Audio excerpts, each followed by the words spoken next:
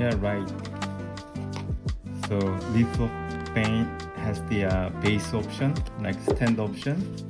Yeah, so I can print vertically like this. Yes, and then definitely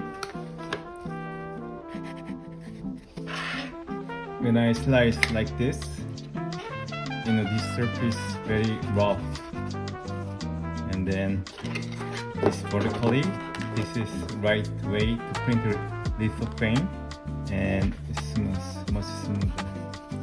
Nice. So this one was my first print. So this one I didn't need the base, and the surface very smooth. So this one without base, I had to slice like this, and kind of rough. But yeah, got a character, and then I like the texture. Even this one is rough, and this one is the proper way to print with base. So much smooth. And then let's check the light.